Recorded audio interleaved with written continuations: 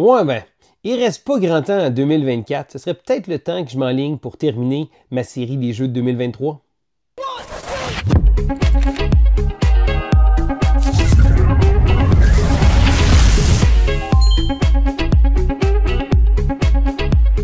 Bonjour et bienvenue à l'école du jeu. Mon nom est Sylvain et on se retrouve pour une nouvelle vidéo des jeux de 2023. Alors oui, 2023, je le sais, 2024 c'est à sa fin, mais c'est une série de vidéos que j'ai faites pour tenter de couvrir le plus de jeux qui étaient sortis en 2023.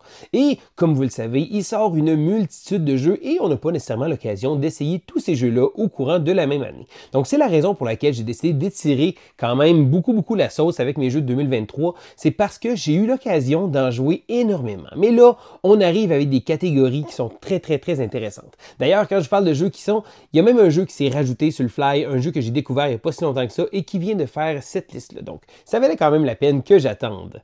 Mais là, il me reste seulement quelques vidéos parce que oui, j'ai couvert une tonne de différentes catégories. Ce qui est intéressant dans cet exercice-là, c'est que j'ai pris tous les jeux que j'avais pris et je suis allé par catégorie et je ne répétais pas le jeu. Donc, si j'avais un jeu qui était une surprise, ben je ne le mettais pas dans les jeux qui étaient à 2 joueurs.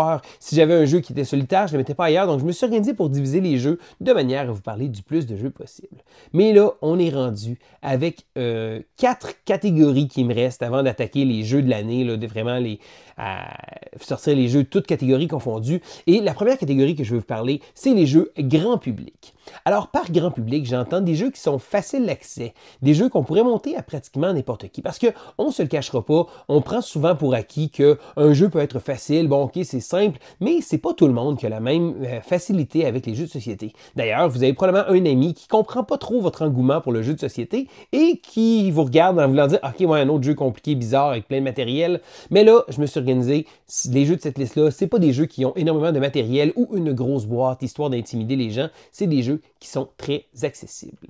Alors, je commence immédiatement en numéro 3, ma 3e position, et cette petite dernière nouveauté, parce que bon, je l'ai découvert pas plus tard qu'il y a 2 semaines, c'est le jeu Kabanga. Alors, Kabanga est un jeu qui est sorti en 2023, mais est un jeu que j'ai découvert lors du Delirium ludique il y a 3 semaines maintenant.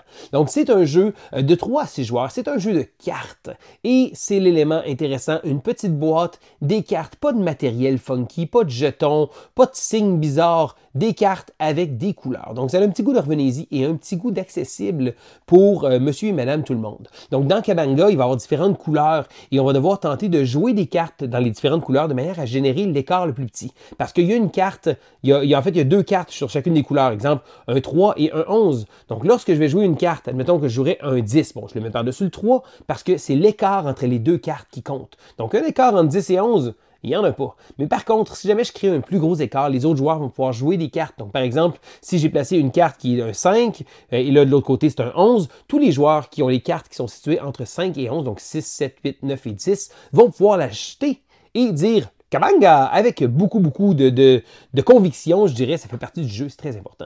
Et le but, étant donné qu'on doit se débarrasser de toutes nos cartes. Bon, là, bien entendu, quand on se fait faire un Kabanga, donc que les joueurs défaussent des cartes, on doit piger des cartes, donc on grandit notre main, le but étant bien entendu de la vider. Et lorsqu'on va la vider, les joueurs qui leur restent des cartes dans les mains vont faire des points négatifs. C'est un petit jeu tellement simple, mais j'ai tellement eu de plaisir à jouer à Kabanga. On a joué avec une tonne de monde. On peut jouer facilement, c'est un jeu que je me vois facilement sortir dans le temps des fêtes avec monsieur et madame tout le monde, les cousins, cousines, les mononcles, ma tante qui jouent aux cartes. C'est tellement facile d'accès, c'est simple, c'est agréable et c'est important de dire Kabanga avec beaucoup de conviction.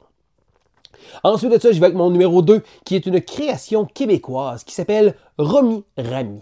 Alors, Romy Rami reprend un peu l'essence même que le Joke Romy avait. Bon, pour ceux qui ne connaissent pas nécessairement le Joke Romy est un jeu qui s'est établi quand même comme étant un jeu très commun. Donc, la plupart des gens que je connais, des cousins, cousines, ont tous une boîte de Joke Romy quelque part comme ça ici. D'ailleurs, ma femme et sa famille sont des ardents défenseurs de ce jeu-là.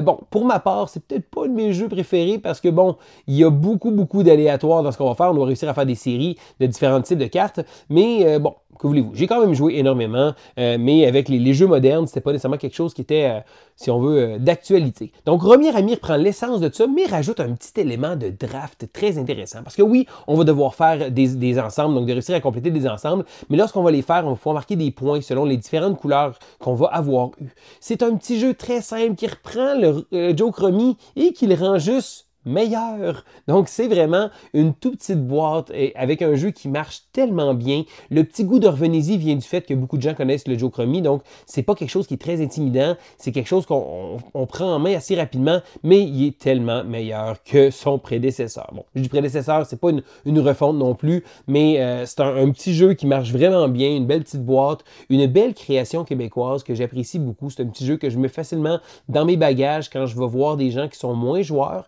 et à mon avis, c'est important d'avoir des jeux comme ça. Si vous ne connaissez pas Romy Rami, ça fait aussi un excellent cadeau de temps des fêtes pour essayer de mettre une petite ambiance ludique avec des gens qui sont peut-être un petit peu moins joueurs que vous. Et je suis rendu maintenant au numéro 1. Bon, j'ai tiré un petit peu la sauce parce que c'est pas si grand public que ça, mais c'est pas gamer non plus. Mais que voulez-vous, hein? C'est mes listes, c'est moi qui décide. Le jeu que j'ai choisi, c'est Point City. Alors, Point City est un peu le successeur spirituel de Salade de Points. Salade de Points est un petit jeu de cartes de draft tellement facile à prendre en main, tellement génial que j'ai apprécié énormément. Donc, lorsque Point City est arrivé, je me suis dit, ouh, excellent, construction de ville, ouh, j'aime ça. Donc là, ici, on a le droit de créer un moteur économique, hein? Des gros mots pour un petit jeu simple, mais on va créer une espèce, on va accumuler des ressources, un peu à la manière de Splendor, parce que plus on va avoir des ressources d'une sorte, on va avoir des rabais sur ce qu'on va faire. Et une chose que j'ai trouvé intéressante, c'est l'élément de draft de cartes qui va se faire. Donc, on a une grille de cartes et lorsqu'on va récupérer des cartes de ça, ça peut être des ressources, ça peut être des bâtiments, ce qu'on va faire, c'est qu'on va les remplacer. Là, les cartes sont double côté. D'un côté, il y a une ressource, de l'autre côté, il y a un bâtiment. Donc, si je récupère une ressource, la carte que je vais placer va être une carte de bâtiment. Si je récupère une carte de bâtiment, ça va être une carte ressource. Ça permet de pouvoir cycler le marché comme ça. Ça marche tellement bien. Les premières parties, ça va peut-être demander une petite partie pour mettre la main à la pâte un peu, pour bien comprendre le concept, mais un coup qu'on comprend comment ça roule tellement bien. Je trouve ça vraiment génial. Un petit jeu qui nous permet une petite construction de moteur, mais assez minimaliste du fait que c'est quand même accessible. On peut le montrer à pratiquement n'importe qui. J'ai aimé les possibilités que le jeu nous offre d'aller chercher différentes choses. Bon, on peut également avoir des bâtiments civiques qui vont nous donner des points de victoire selon certaines conditions. Donc, des jetons qu'on va aller récupérer au milieu de la table. Et le jeu nous offre un petit concept assez intéressant dans une toute petite boîte, donc c'est pas intimidant. Donc c'est certain que comparé aux autres, là, il y a peut-être un peu plus de texte, un peu plus de choses sur les cartes, mais ça reste que un coup on a bien compris le concept, ça marche tellement bien, ça roule vite. Ça remplacera peut-être pas Salade de Points pour moi, mais je pense que les deux peuvent facilement coexister. En plus de tourne droit, j'aime beaucoup les illustrations, très minimalistes, très tiny art, vraiment on dirait des petits clip art. Il y a du monde qui m'ont dit qu'ils n'aimaient pas ça. Moi je trouve ça beau, je trouve ça minimaliste, je trouve que ça marche très très bien. Donc Point City qui a également été traduit, je crois, il n'y a pas si longtemps que ça. Alors, disponible aussi en français. Je pense que c'est peut-être le jeu qui sera peut-être pas aussi facile à mettre sur la table que Romy Rami, mais après une partie de Romy Rami, que les gens sont mis un peu à se préparer un peu à ça, je pense que vous allez être capable de pouvoir sortir Point City et ça va vous faire plaisir également à vous qui êtes probablement un petit peu plus gamer que ça.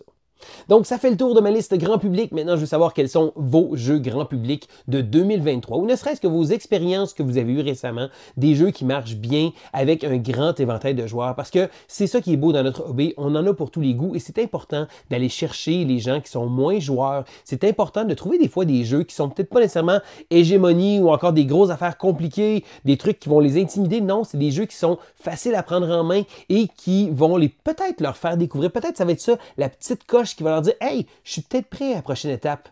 Parlant de la prochaine étape, ça va être la prochaine vidéo avec les meilleurs jeux initiés, donc intermédiaires de 2023, qui va arriver très très bientôt.